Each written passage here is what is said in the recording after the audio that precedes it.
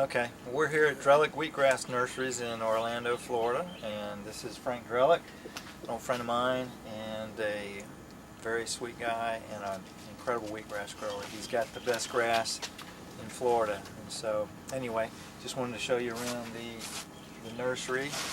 And Frank, give us a tour.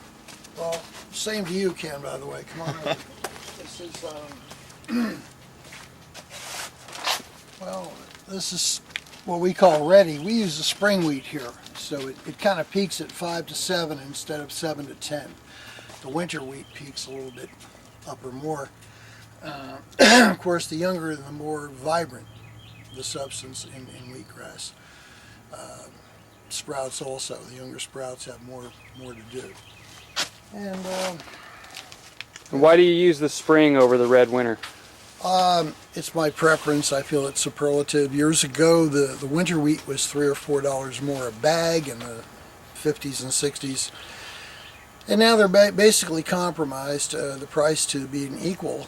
But people prefer to go with the cliche, well, Ann Wigmore said to use it.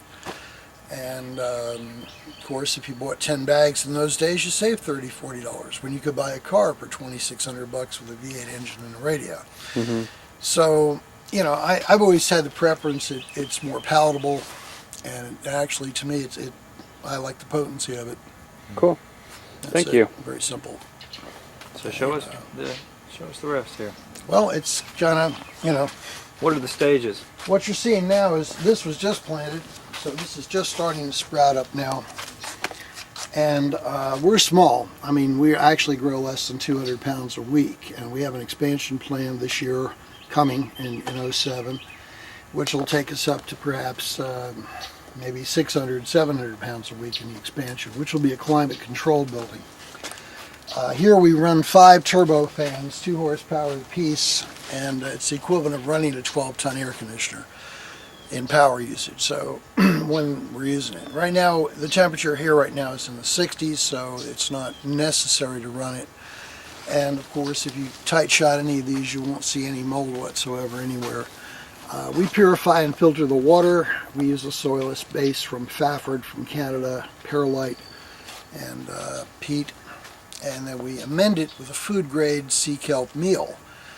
And a lot of people just won't use the meal. It's very expensive. So I've been selling the grass for half price for 9 years technically. And our wheat, of course, is organically certified from Natural Way Mills in Middle River, Minnesota. It's a big secret where that wheat is available. We buy a pallet at a time, 50 bags, and I've been using the same company for close to the whole almost 9 years we've been doing this. So I got a question, because I know everybody always asks me this. How do you keep mold off of wheatgrass?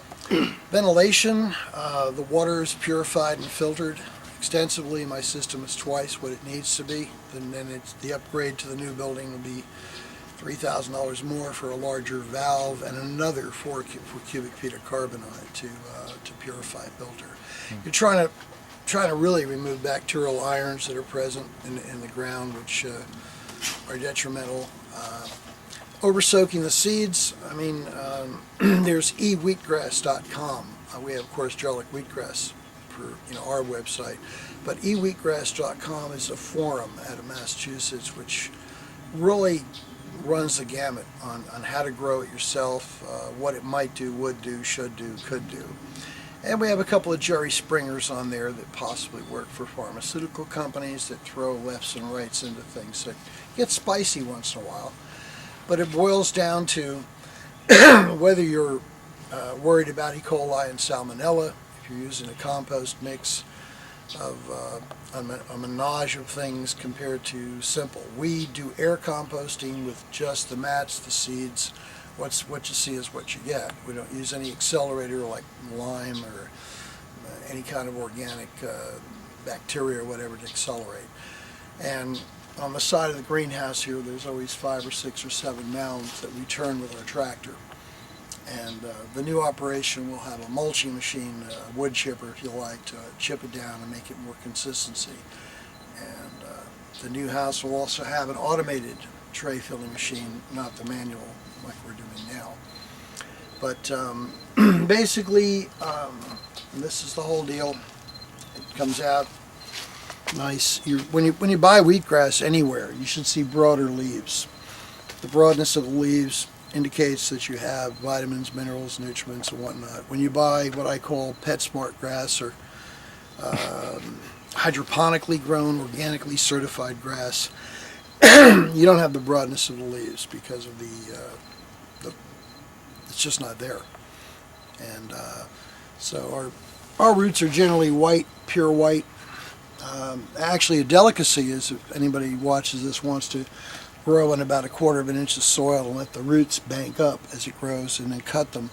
I find it delicious in salads. It's very sweet, and it's a delicacy because you're not going to find it anywhere, or someone will probably put it on the market next year and make $1 million because they say that. But it's really it's really the roots themselves, are delicious. Excellent. That's about it. And so you have 4 crops going on right now? Yeah. In different stages? Mm-hmm. All right. Cool. And, All right. All right. Well, thank you very much, Frank. you're welcome.